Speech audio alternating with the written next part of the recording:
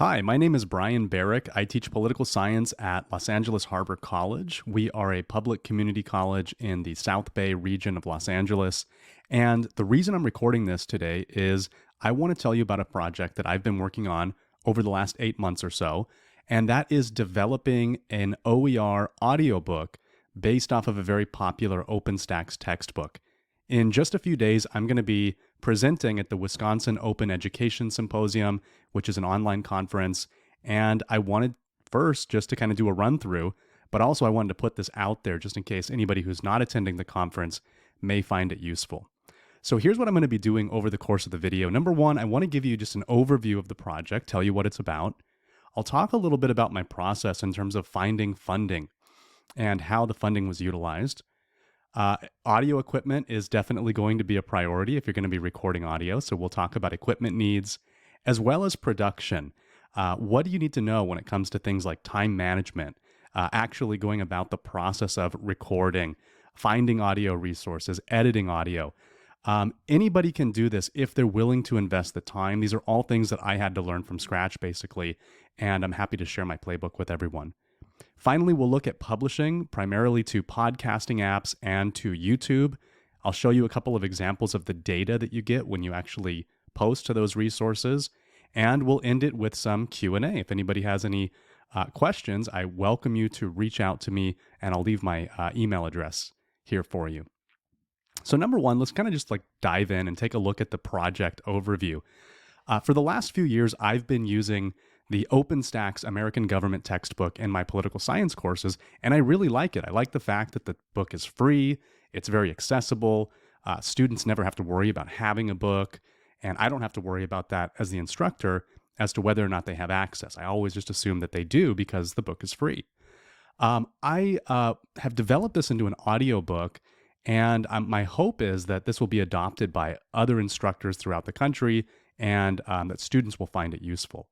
So I've developed 17 chapters of published audio. Myself and a student who collaborated with me recorded and narrated the entire thing. It totals to about 30 hours of free audio content. And today that's available on YouTube, on Spotify, on Apple Podcasts, and other podcasting apps as well. As of last week, we had over 1,800 downloads and streams. As of today, that's actually over 2,000 downloads or streams. And on YouTube, we've had over 7,000 views, which accounts to over 2,300 hours of streaming just on YouTube alone. And we haven't even publicized this yet. So we're hoping that as the word spreads, more and more people will gain value from this project. I want to start off with just a little bit of feedback that we've gotten from some of our student listeners. The first student here says, "Thank you so much for making this. I'm a student who works 12-hour shifts. Having this allows me to listen to the text and then go home and read it. It has helped me immensely, and my grade shows it. I wish I had the same opportunity in my other classes." I was really excited to get that, as you could imagine. The next one, "This audiobook was so helpful. I have a learning disability and learn better when I read the text while also listening to it. I hate having to use text-to-speech software because of how it sounds. However, this was amazing. Thank you." This is exactly what I was hoping for when I started this project, that people who are auditory learners, people with disabilities, maybe students who speak English as a second language, that they would have this as a resource that might be helpful in their classes. So where did I get the idea? As I said before, I'm an auditory learner. I spend a lot of time every week just listening to podcasts, and I've learned a tremendous amount from those and from audiobooks. There was one podcast in particular that I found really interesting. A couple of years ago, I wanted to learn about Bitcoin because I was wondering how come it wasn't dead yet. I'd heard it had died like 3 or 4 times. And then, there was all this hype around it. So I wanted to understand. And one of the podcasts that I found was the Bitcoin Audible podcast. It's narrated by Guy Swan. And essentially the entire podcast is him reading articles about Bitcoin, narrating the articles for people who just want to listen while they're doing the dishes or driving to work. And I learned a tremendous amount about the subject just by listening to those articles. So it gave me the idea of, hey, this is something that I work on quite a lot, teaching political science. Is this something that might also benefit students in my classes and maybe in other classes as well? So I first just started by asking around. I got some advice from a colleague to try to find some funding, and I would just ask anybody who would listen. So I really recommend, if you're looking for funding for a project such as this, really tap into your professional network to try to find those opportunities. Tell leaders on your campus, administrators. I told my division chair, my dean, I told other colleagues, basically anybody who would listen, and kept looking and asking. No leads really, but people were aware of the project and the idea. Eventually, I decided to reach out to somebody that I had met a couple of years ago. There were two trainers, Kelsey Smith and Una Daly, who came to my campus, and they did a training all about OER. It was a 2-day boot camp. And, this had been several years since, but I got so much value out of their workshop that I decided to email them and ask if they knew of any funding opportunities. And sure enough, it turned out that Kelsey was actually one of the leaders for a grant project, and they were actually taking applications. So the timing was absolutely perfect for me. My funding source, the grant that Kelsey Smith is working on, is CC ECHO. It's called the California Consortium for Equitable Change in Hispanic Serving Institutions, Open Educational Resources. This is a grant from the U.S. Department of Education that is trying to impact over 20 high-impact courses by developing OER materials. So I was given a grant of $7,000, and $1,100 of that went just purely to equipment purchases. That does include tax in my case. The other $300 went to helping a student narrator have a stipend as well. The rest was essentially payment for the process of developing, publishing, editing, putting together the materials. One of the benefits I would say is, even though I spent $1,100, I got all kinds of really neat equipment that I get to use all the time. I'm going to keep it for the rest of my career. I'm going to be using it. So that felt like an investment to me. But ultimately, I think anybody who does these OER projects, they're not doing it to really make a profit. I think if I had put my mind to it, I probably could have found a more lucrative way of making money. But this was actually really helpful to me to be able to have funding. And one of the reasons was because it really gave me this sense of needing to get the project finished. So it was a great commitment device because it wasn't just me sitting in my room, like recording this thing. Wouldn't it be nice if we had this? But there was really an expectation on me to get this done. And so I'm very grateful for the opportunity. And I think that being able to have this grant is really what made the project get finished in the first place. So let's talk about equipment. You might be wondering, hey, if I can do this, what would I do? And I would say, first and foremost, you got to think about your microphone. There are two different types of microphones that are common. One is called a condenser mic, and the other is called a dynamic mic. And I won't get into technicalities, but I would say if you're looking for a microphone, get a dynamic mic like the one that I'm using here. In fact, this is the microphone that I recommend if you're just trying to go basic budget. This is the one. It's a Shure MV7. The thing I really like about this dynamic microphone is that you can use it through like a traditional microphone cable, but it also has a built-in USB device. So you can actually just plug in the USB directly into your computer, and it works great. It comes with some really nice software that you can use, and I think it has a really nice sound. So for $250, you can purchase one of these mics. I got the stand for $15 off of Amazon, and I love it. I think it works really great. For most people, I think this would be like a really reasonable setup.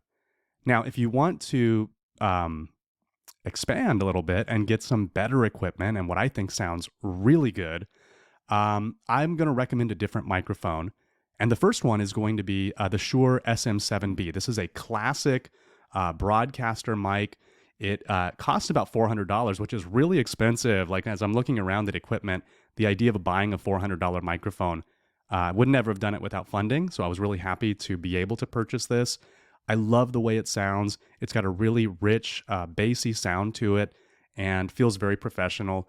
A lot of podcasters like to use this mic. So if you ever listen to, say, Joe Rogan or any of the other big podcasters, a lot of them are going to be using something like this.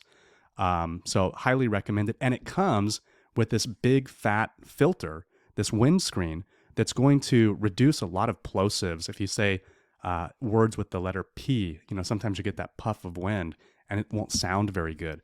This just kind of soaks all of those up, and it's really amazing. It can be a little bit of a quiet microphone, however. That's one of the downsides of it. So I do recommend purchasing something like this Triton Fethead. This will give you just some clean gain. You plug it right into the back of the mic, and then your audio cable goes in there as well. And it just boosts the volume up. It makes it sound a little clearer and louder. So that's a good thing. I purchased a Rode PSA-1 for my microphone stand, and that's a really nice stand because you can move it around in all kinds of different ways. You can stand up. I like narrating when I'm standing up, and it's a great overall stand. Now, XLR cables, your choice, they typically cost around $15 to $30. That's the cable that's going to connect your microphone to your mixing board. So unlike the Shure MV7, the SM7B does not have USB. So you're actually using a microphone cable to connect. And so we're going to talk in just a second about an interface. So the interface that I recommend, and I actually purchased this before I started doing the project, is amazing. I love this thing. It's called the Rode Rodecaster Pro. They currently have a second edition out, but I love the first edition. You can get it used for about $400. It's amazing. It's essentially a little mixing board. You get all these little line ins, these buttons over here.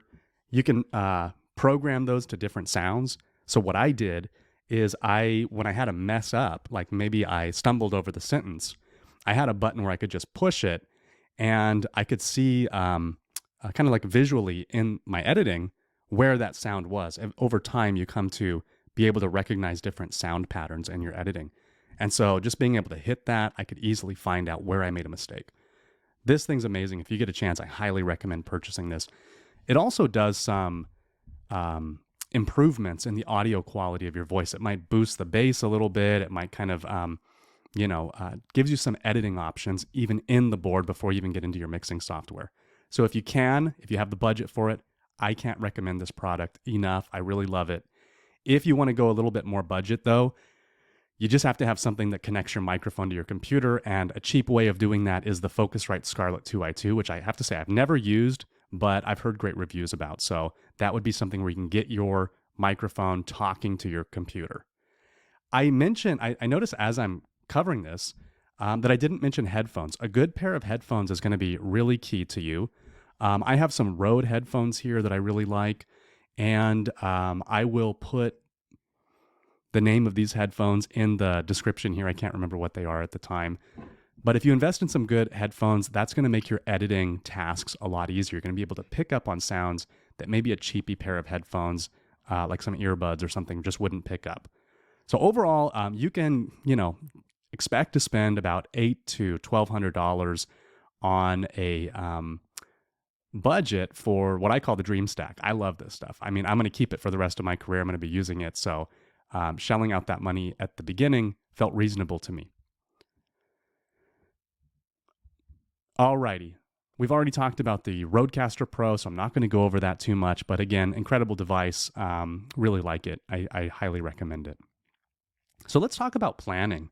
When you are going to be putting this project together, how do you actually do it? I love this quote from Mark Twain: "The secret of getting ahead is getting started." And that's exactly what I did. I just used the equipment that I had before I purchased anything, and I just started recording. I, recorded the first chapter of the book, and I started learning. I, ended up redoing those chapters when I got to the end, but they were a valuable experience for me because I could kind of get a sense of the pacing and what I would need. It allowed me to start brainstorming. So the biggest advice I give to you is if you want to do this, just start doing it. Don't let perfection be the enemy of the good. Just go ahead and get to work on it. In terms of time management, I believe that you should plan for at least 3 to 4 times more time in terms of working on this project than what your final published audio is going to be. So let me give you an example of that. Each chapter is somewhere around 2 hours for me. And I would say that I probably spent anywhere from 6 to 8 hours, probably 8 hours per chapter. You got to imagine you're setting up your equipment, you're narrating it, you're not always doing it in one shot. Sometimes it's going to take you several times to get that sentence out. You're taking breaks. You are afterwards doing editing. You're maybe processing the audio. You're exporting it. You're uploading it. You're doing all kinds of things. There's all kinds of planning that goes into it, promoting it. So I would say plan for 3 to 4 times the amount of time of your finished recording. So for me, that was probably about 8 hours or more per episode. Now, if you're going to ask a student to be involved, that is going to require you to budget additional time as well. And I highly recommend that. I worked with a student who was just transferring out from our institution, a poli-sci major, and she narrated all the call-out boxes, the student learning outcomes for each unit, the chapter headers. She did an incredible job. And I think the project sounds a lot better because our voices sound different. And unlike a book where you can kind of look and have some visual cues as to what section goes where, here you're relying on audio cues. And so having a different voice really showed and demonstrated that these were different parts of the project. So I highly recommend involving a student if you can. And I got really lucky because the student I worked with was really great. Now, recording environment, this is something to think about. When I started this project, I said, I'm going to record in the recording studio on my campus because it's professional and that's going to make it better. And so I did. I recorded one chapter in the recording studio and eventually decided not to. It was a lot of work. I was driving across town to get there. I was setting up all my stuff. And then I had to pack it up, go home, schlep it across campus, put it in my car, the whole deal. I ended up just using my closet. I mean, here's a picture.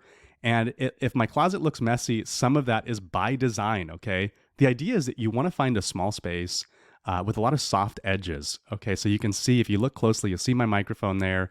There's shirts hanging up. There's stuff all around.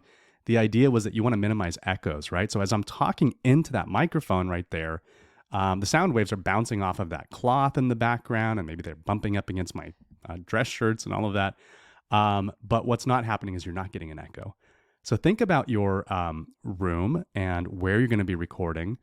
Some considerations, really think about background noise. Things like a computer running in the background, your refrigerator humming. I had to turn off the air conditioning every time because the microphone picked that up. And some of this stuff was recorded in the dead of summer in Los Angeles with no air conditioning. So it got pretty toasty in that closet, probably over 100 degrees sometimes. Close your windows, close the doors. There's going to be airplanes and helicopters flying over, dogs and birds outside. Whatever you can do to minimize that is going to be really beneficial when you get to the editing process. You don't want to be messing with all of that on the other end. So your home studio, just consider places where you can record that's not going to have a bunch of echo. And it's, in my case, not going to have a bunch of kids running around in the background making a bunch of noise. All right. So let's talk about, you might be wondering, like, where can I get some audio resources? My podcast and audiobook, what we did is we have some intro and outro music. We also have some sound effects. Sound effects, there's a good website out there called mixkit.co, and they have a very flexible license. It's basically like an Unsplash, if you're familiar with that site, or Pixabay for audio and for video. So check that out. There's some good stuff on there. The Free Music Archive is where I found the intro music, and you can search by Creative Commons licenses or songs that are in the public domain. They've got a bunch of stuff in there. Not all of it's great, so you have to kind of look around. I feel like I'm really happy with what I found, but it can be kind of hit or miss looking there. But it's all covered under Creative Commons, which with most of us who are doing stuff for OER, that's what we're looking for. If you want, you can make your own. I did. I bought a little inexpensive MIDI keyboard at Guitar Center, and at the top of the chapter heading, it'll make this dun dun dun dun sound, and that was all made as just something I recorded because then I was 100% certain that I wasn't going to run into any licensing issues. You don't have to do that, but you can, and it can be pretty fun. Let's talk about editing for a minute. I highly recommend the software Adobe Audition, and that's, you see kind of like a little screencast of that here, a little screenshot. It's a multi-track mixer, and what I did is I essentially ran my sound directly into the mixer and I hit record on the software. And so all of the audio is getting captured by the computer and saved onto the computer as audio files. And what this does is it gives you a chance to kind of cut those up and edit it. The reason I like this software so much is two things. Number one, you have this thing called ripple editing, which is essentially you can have a keyboard shortcut that will edit out just a certain segment of audio, and everything on the back end will just immediately push over. So it makes editing really easy. I'm going to show you an example of that in a minute in case you're not following what I'm saying. The other thing is that you can set a sound floor. So what I would do is I'd always give myself about 10 seconds of just dead silence to pick up the sound of the room. And then when you go to process it, you can set that and the computer will essentially look at that as being absolute silence. So it really gives a really crisp audio sound. And I think it improved the quality of the sound quite a lot. So you get to do stuff like that. If you don't have the budget for it, in my case, we had an Adobe license through my school, so I got to use the software for free. But if you don't have access to that, there are free softwares out there for Mac. You could use the GarageBand that's pre-installed on all MacBooks. PC, there's a free program called Audacity. I like Adobe Audition, but you could definitely get by with those programs. If you want to learn how to edit, highly recommend YouTube tutorials. I would just watch tutorials on YouTube about little best practices and tips for editing, and that actually really helped me out a lot. So highly recommend that as well. Let me show you an example of what I mean and some of the reasons that I like Adobe Audition. You're going to see two things, and maybe I'll just pause in between. The first one is going to be cutting out dead air. As you're narrating, sometimes you just want to take a moment and catch your breath. Books are written to be read, and they're often not written with an intention that somebody's going to be reading them aloud. So you can get some really long sentences, and it can really make it difficult for you to get proper breath. So you're going to have to stop every once in a while. And when you do, as you see here, there's the sound waves. When it's silent, it's just going to be blank. So pay attention to that, and you can watch what I do. And that's an example of the ripple editing. Many, however, feared that a nation as large as the United States could not be ruled effectively as a republic. Many also worried that even a government of representatives elected by and overbearing. Thus, a confederation was created. So as you can see, what I'm doing there is I'm actually cutting or clipping the dead air. And so it just sounds seamless as you listen to it. But in reality, I was taking big breaks between those sentences. And instead of having to manually drag all the files over, when you use that ripple editing function, what happens is it just automatically smushes everything together nice and easy for you. All right, so I was telling you earlier that I had on one of the reasons I love this Rodecaster so much is that you can have these soundboards, right? And I just programmed in a tone, just a solid tone, and every time I'd make a mistake, I'd hit that tone. And what that allowed me to do was to be able to see that in my editing and know where I made the mistake. It saved me a tremendous amount of time. So let me show you an example of that in my editing process. Delegates could serve for more.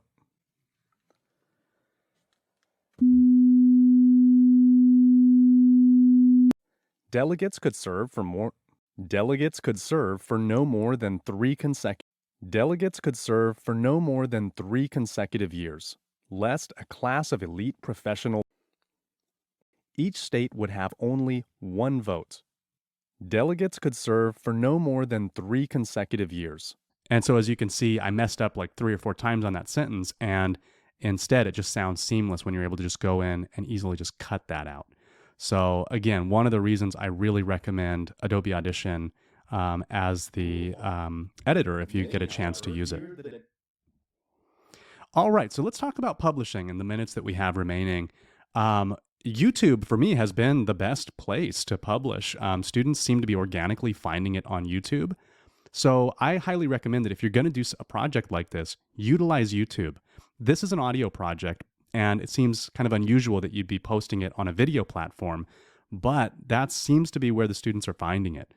The benefits of YouTube: it is the world's largest video streaming service with over 2 billion monthly active users around the world.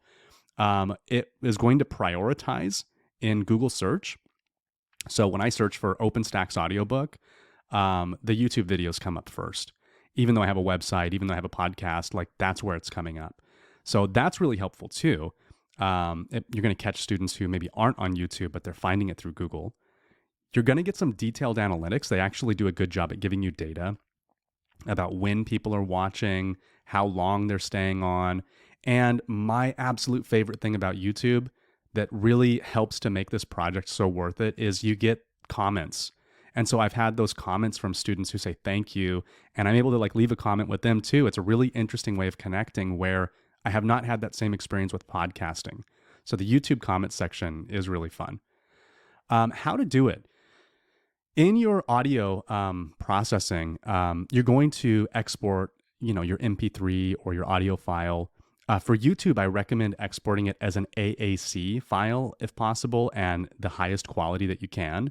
And what you'll end up doing is you need to find a way of getting that audio file and putting it into a video. So you can actually do this pretty easily. It just takes a few steps.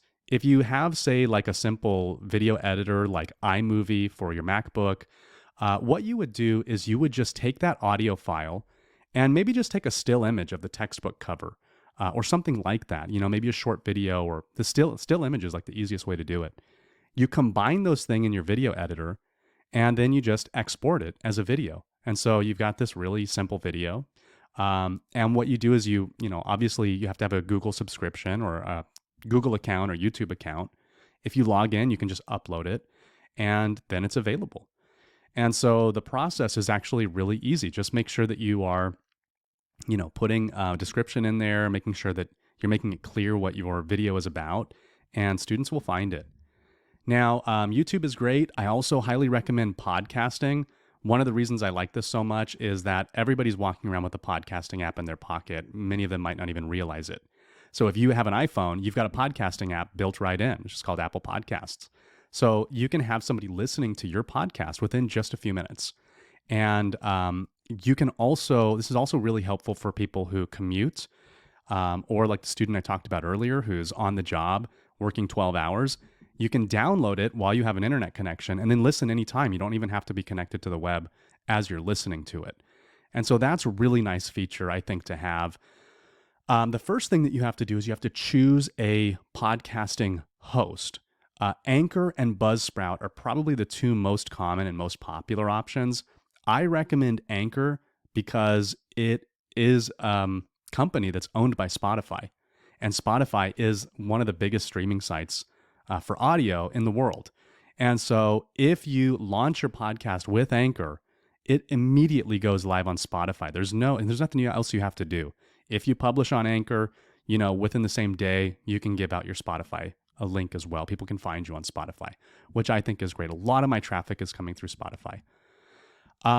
For the other podcasting apps, you have to go through a couple of extra steps, but it's pretty easy. Basically, you just have to sign up for an Apple Podcast account, a Google Podcast account. For each one of them, the sign-up process takes a few minutes, but then you have to submit your podcast and have that approved to be listed in their directory. So that process can take a week or more. In my case, it took about a week for both, but it wasn't very complicated. It was pretty easy. And after that first time around, as soon as you publish an episode, that's going to be listed in your podcast feed on those apps very quickly, like within a couple of hours at most. So that's what I would highly recommend is, I'm choosing a host like Anchor. I should mention that it's absolutely free. They don't charge you anything. They don't require you to play ads. So the value that you get is pretty good. And, it gives you the ability to go in and look at data as well about who's listening. So why don't we take a look at that? Actually, before we do, let me say one last thing about this. I mentioned that for YouTube, you want to ideally export as an AAC. Here, you'll most likely be exporting as an MP3 file, which most people are familiar with. This also gives you the ability to embed audio too. And in an audio player, if you go to the website that I'll be showing you in just a few minutes, that's essentially what I do on the website. You can actually embed that audio. People can go and listen to it straight through your either your Canvas account or Canvas shell if you're an instructor, or a website if you decide to do something like that for your project. So here's an example of some of the data that you get through a site like Anchor. Now, if you go to YouTube, you'll probably be getting something similar. This is showing the podcast performance over time. So I haven't done anything to promote this yet. And I assume that once more people become familiar with the resource, and once I build out some Canvas shells that people can put in their shell, hopefully this will be going up, the numbers that we're hearing. But every day we're hitting around 50 people listening. That goes up and down sometimes. It dips on Sunday every week without fail, which is kind of interesting to see. I guess most students are doing their homework during the week. But you can see that that kind of goes up and down over time. So that's just showing you a snapshot day by day. It also will tell you where your traffic is coming from. And this graph here, we're seeing that most of the traffic is coming from the United States, which I guess is no surprise. This is a U.S. government textbook after all. And it's showing where that source of traffic is coming from. This is podcast only. This is not including any of the YouTube data. You can see most of the users are listening through Spotify, which was interesting to know. About 18% are listening through Apple Podcasts. So those would be the two platforms that I would most highly recommend that you getting your podcast listed on. So next, we will look at some other data that they give us, which is who's listening. And I found this really interesting. I was actually not expecting this result, but the majority of listeners are female. So to the tune of about 70% of the listeners are female. This is listeners specifically through Spotify. When you sign up for a Spotify account, they ask you your name and your age and your gender. And so I guess they're keeping track internally of who is listening. And 70% of the listeners here have been female. The age has not been surprising to me. It's kind of, the biggest group is kind of like right within that traditional college age of 18 to 27. And so that's kind of neat too, that you kind of get to see a little bit of a snapshot of who's listening. Well, together, I kind of just want to talk about the next steps. In the last few weeks, I've developed a website, and I would love it if you could just kind of take a look at the website, and I'd love any feedback that you have. Share it with people if they might be interested. It's www.openaudio.us.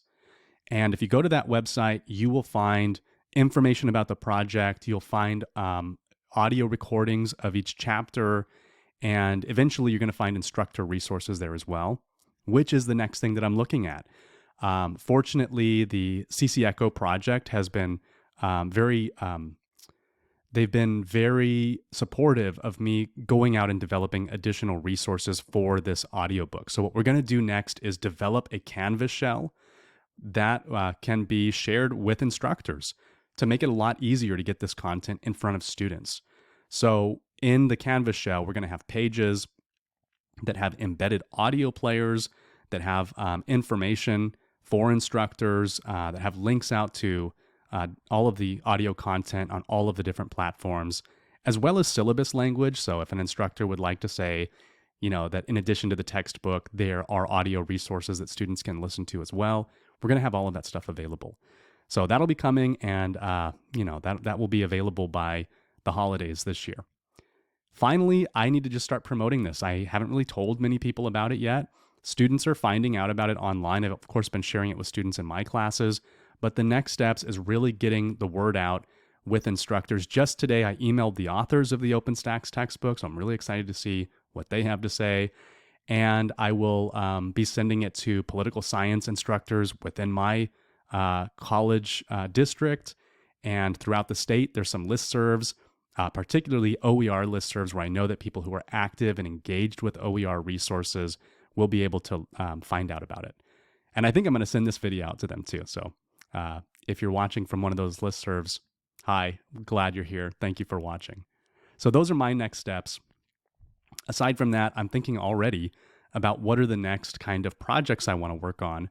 And one of the ideas that I have kicking around in the back of my head is, these Supreme Court decisions. Oftentimes, there's a big Supreme Court decision, and people are wondering, what did the Supreme Court actually say? And so I'm thinking about, just narrating the majority opinions from the Supreme Court. I think that would be kind of fun. For me, it would help me learn a lot more about the Supreme Court and their decisions, but it might help demystify for people who are really into the weeds on politics like I am. Alrighty, so we've covered a lot of ground today. I could easily spend 3 times the amount of time just kind of going into detail on all of this stuff, but given the time constraints today and for this presentation, I thank you for your time. And with that said, if there's any questions that you have for me about this project, maybe you're thinking about doing something similar, I would love it to just connect with you. You don't have to reinvent the wheel. I'm happy to share anything that I can with you in terms of my process. My information is here on the screen. You're definitely welcome to reach out to me. You can also reach me through our website, www.openaudio.us. Thank you so much for taking the time to listen. If you're a student, I appreciate you for listening to this. If you're an instructor and you want to collaborate, reach out to me.